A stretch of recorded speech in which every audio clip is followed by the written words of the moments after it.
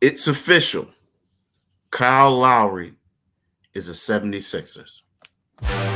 You are Locked On 76ers, your daily Philadelphia 76ers podcast. Part of the Locked On Podcast Network, your team every day.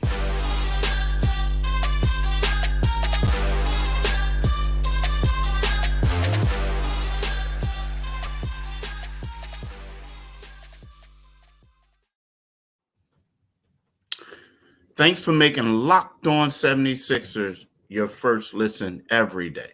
We are free and available wherever you get your podcast and on YouTube. Part of the Locked On Podcast Network. Your team every day. What's up, Mitch? How you been, bruh? Man, I'm doing good, Keith. How you doing, man?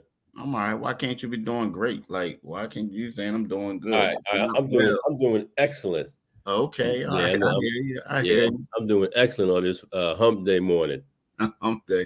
So look, so today is hump day, is Wednesday. We want to thank y'all for listening. I'm Keith Pompey. It's my right hand man, John Mitchell.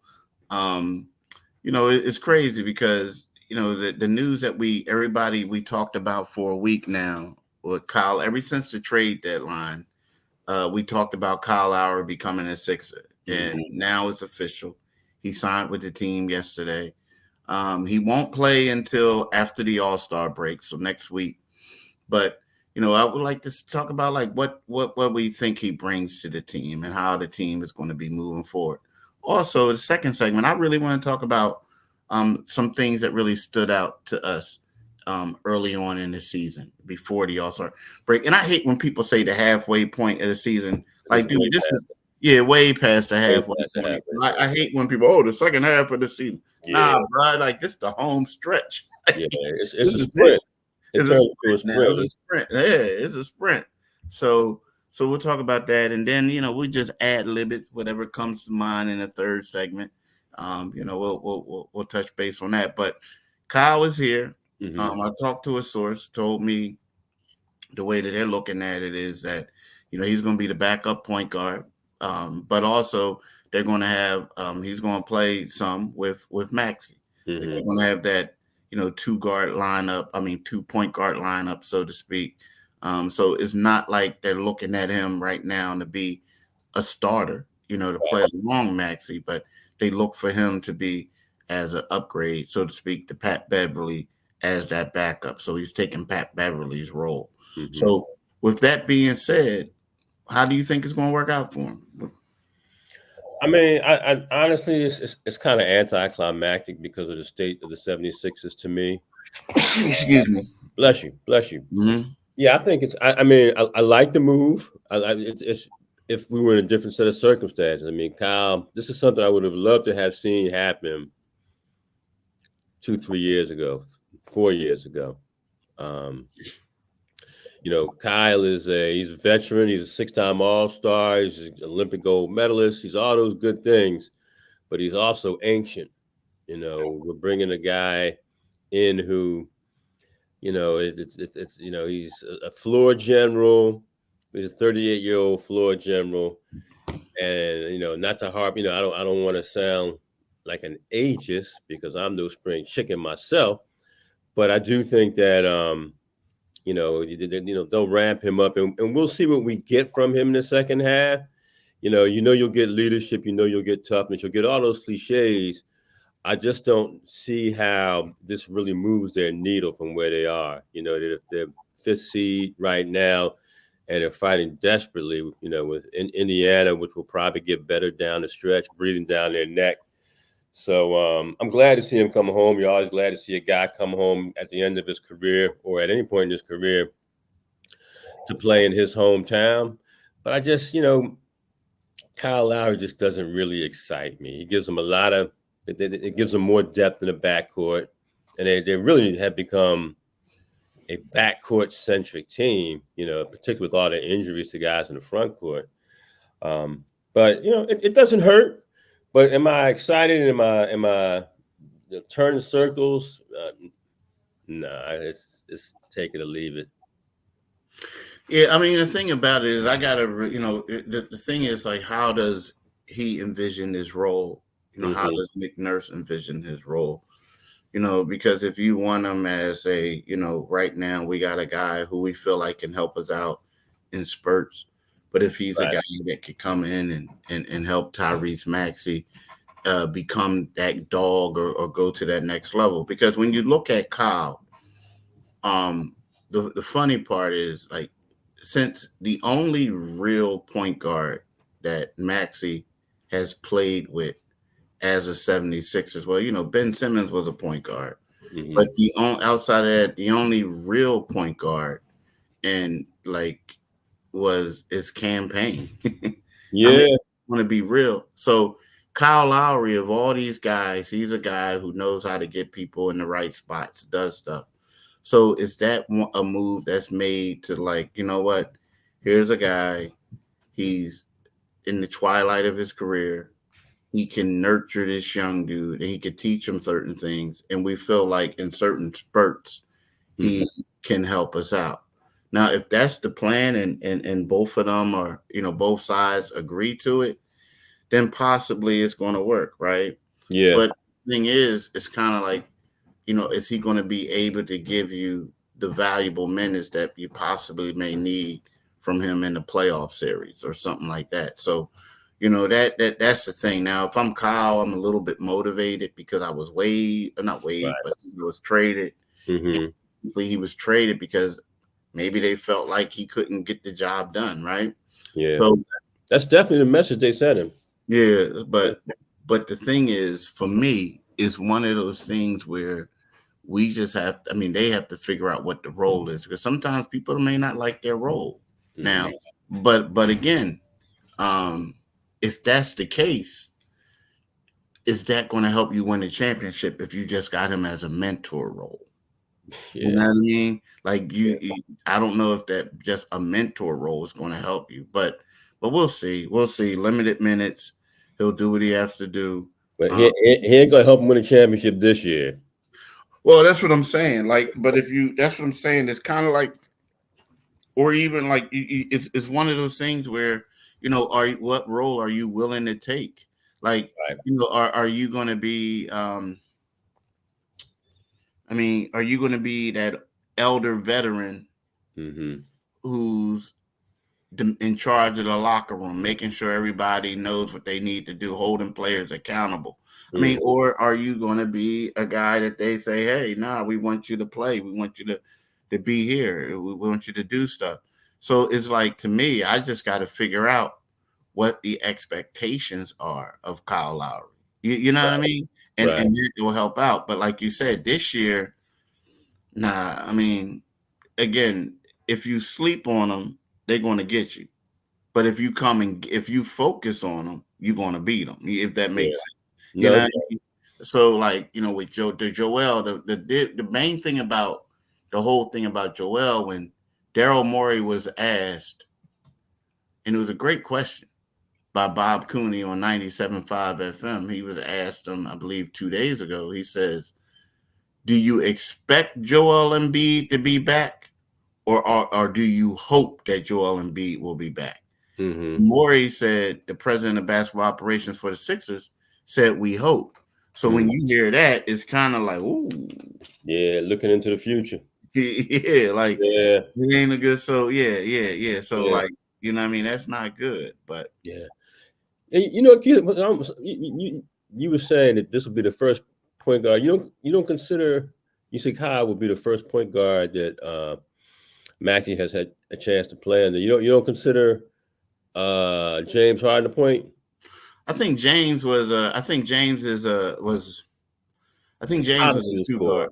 Huh? Obviously, he's a scorer, but he put it this way: James had assists, he had stuff like that. But as far as like a pure point guard, I felt like James was more of a two. Like, I think how his history was, he came up as a point guard, right? But then when he became a ball dominant two guard, you know what I mean? Like, he you know what I mean? But as far as like a guy, like, you ever see the old school? Like, I used to talk about Mark Jackson. Like, I'm dating myself, but when Mark Jackson was at St. John's and they had Chris Mullins and all of them, and he would come up, dribble the ball up, Ray would like do his fingers and then direct Yeah. people over there, and then the next thing you know, he'd pass the ball and he run to the side, and they doing the offense, doing the play, and then also he was always hitting them passes. Mm-hmm. That's what I'm talking about, a point guard. That's kind of like with Kyle. Now, Kyle, let's face it, Kyle, when he was his man, when he was the man in high school, it was kind of like they would take him off the ball. He would be the two, and he would just get buckets. But as a pro, he was more of like coming down, seeing what defenses were doing, and dissecting it and getting guys on the floor where they needed to be. Because you look at Maxey is that mode of a two guard playing the point guard, so to speak. You know what I mean? Right. Like, or that model, like he's a scorer. Kyle, that wasn't him. He was more of, let me get my guys involved. Let me, do this, play solid defense, be a leader, do gritty toughness, things like that. So that's what I'm talking about. Right. And that's what I meant. Maxey's just aggressive. He's an aggressive guy who they need to distribute the basketball. Yeah, exactly. So that's how it is. But they just don't have any other options. You know what I mean? Like, Pat Bev was a scorer in college, but then he became a defender, in the pros, and like he could tell you where to be, but he wasn't exactly a pure point guard. If that makes sense. Right. You know what I mean? So I want to talk to y'all about Hungry Root. The team at Hungry Root just sent me a new box full of yummies. What was your favorite Hungry Root box? I'm asking y'all, right?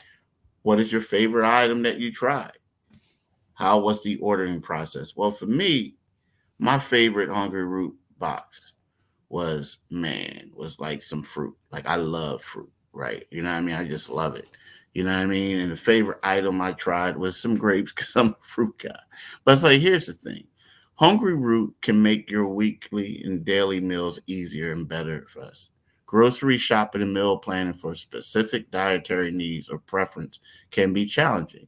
If this applies to you or someone you know, please share how this helps your particular lifestyle, right? How has this impacted your weekly routine, right? So that's how Hungry Root does. It does a lot of things for me. It impacted a lot of great things. It enabled me to save money. Many customers save money on groceries versus the store, as well as eating out less and avoiding expenses, takeout, and restaurants, right? So it reduces food waste. Hungry Root can help you save up to 30% on food waste each week, right? Hungry Root is our partner in healthy living. It's the easiest way to get fresh, high quality groceries and simply healthy recipes delivered to your door, right? Now, here's the deal. Hungry Root is offering Locked On NBA channel listeners today on Wednesday 40% off your first delivery and free veggies for life. I'm telling you, that's the bomb. Just go for life, dude. For life. Just go to hungryroot.com, Locked On, to get 40% off your first delivery and get your free veggies. That's hungryroot.com/locked on. Don't forget to use the link so they know we sent you. So, Mitch, we talk about Kyle, but we also need to talk about the things that really stood out to us in the first what? I ain't gonna say the first third, the first the 2/3 of the season, right? Well, what stood out to you, man? Like, what's the main thing that really stood out to you heading into the All-Star break? Well, I think obviously the play of Joel Embiid. I mean, that stood out to everybody. The guy distinguished himself as, he was having the best season we've seen from a player in a long time.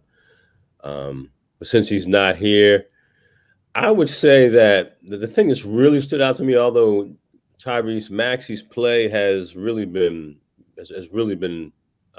excellent and elevated from last season, but I just have enjoyed watching the way the team has operated under Nick Nurse. I think that, again, and not knocking Doc, because Doc's had a Hall of Fame coaching career, whether you like him or not. But I just think that there's more involvement of more players this year than there was last year. Last year, it was Joel Embiid and James Harden, a lot of that pick and pop, a lot of that game. But now, particularly now with the depleted roster, you're getting to see guys who you probably wouldn't have seen. You're getting to see rookies make contributions. So I like the way players are getting involved. I'm glad to see guys like Kelly Oubre. I'm glad to see a guy like Paul Reed developing, and even more recently, the play out of a guy like Ricky Council. I like to see more from Nicholas Batum and some of these guys who, the DeAnthony Meltons of the world, guys who were playing well, but now have just kind of disappeared and become like sidebars to the 23-24 season. So, but even though they have fallen out of the top three among the teams in the Eastern Conference, and we don't know what they're going to look like come April, May, and will they be a postseason team? Even I think they will. But yeah, it's been a nice transition to something different. Yeah, my biggest takeaway from this team is injuries. Yeah. I mean, I'm gonna be honest, because you look at injuries and ailments, like from the gate. Well, at first, they had. I want to say you could call it distractions too, because when at first it was James Harden, right? Mm-hmm. Then all of a sudden you get that thing settled, and then we had the thing, and you had Nico Batum having to take care of some family stuff, which things happen. So he missed games because of that, and you're not going to fault him for that. But then as soon as that happened, he gets back. Then you get the Kelly Oubre situation. Yeah, right. I forgot all about that. People forget about it, right? You got the Kelly Oubre on. Was he on a bike? Was he in the hit and run, or was he not? What else was he doing? That whole thing. And then all of a sudden, from there, you have then you start getting these injuries, right? You get all these guys banged up. You get DeAnthony Melton out. You get Robert Covington out. Now Nico Batum, his hamstring. Up Joel's knee. Joel's ankle. Right. And now it's like, now you got everybody out, and you got the backup units playing. It's been so much going on with this team, and it's just been so many distractions, so many that you're even shocked that this team is still a top 5 team in the East. Right. And but before the distractions, this was a legitimate contender. And Daryl Morey will say, when healthy, we still think we're the second best team, but it's a different roster for the most part, right? So, but it's just been a lot of distractions. Right. A lot. That's the best way to describe it. So those are the things that really stood out to me, and something that for them, you hope that they could correct, but it's going to be tough if you ask me. It's going to be tough. Yes. Or not correct, but overcome. Yeah. It's again, you're waiting. You're hoping. So like when Bob Cooney asked that question, do you expect him, or do you hope Joel Embiid will be back? And I'm of the mindset now that even if he does come back, he's got. We're talking about players ramping up. It's Joel Embiid ramp up to get into playing shape late in the NBA season is going to be an issue. So again, they've been fun to watch, and it was really fun while he was healthy. And I'm enjoying seeing guys like Ricky Council and again, some of the guys who are no longer here. Like I really enjoyed watching Pat Bev play. I enjoyed his fire. It was good to see Marcus Morris come home. But again, like you said, man, we how many times have we seen the Sixers starting lineup roll out where 4 of the 5 starters are missing? You know, and that's just a problem. You can only hope to survive for so long under those circumstances. I mean, tonight's going to be another night. I mean, you know, right now, I mean, let me double check since the latest NBA injury report came out. But as of last night, um, Tobias Harris was out again. Nico Batum was out again. DeAnthony Melton and Joel Embiid. And the thing is, Nico is out with a left hamstring strain. Embiid left knee meniscus, right? Tobias Harris left hip impingement, and DeAnthony Melton is lumbar spine stress response. And then you got the 2 guys who they looking to be the top 2 people off the bench, and Cove and Kyle out as well. So it's a shell of itself. You know what I mean? It's the Sixers are. And you know, you'll see. I mean, we'll see. It's sometimes you say like maybe they're fortunate to be where they are. But we'll see, man. And my thing is, I just want to ask you for this when we talk about ad-libbing. But after this, I'm about to talk about eBay Motors. But my question to you is, do you think the Sixers got another upset in them?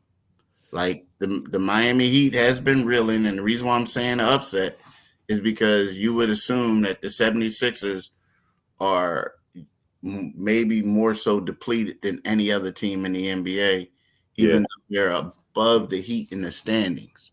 So I'm going to ask you that. So think about that when we get back from this.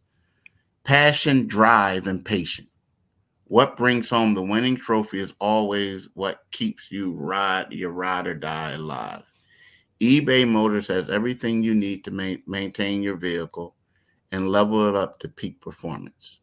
From superchargers, roof racks, exhaust kits, LED headlights, and more. Whether you're into speed, power, or style,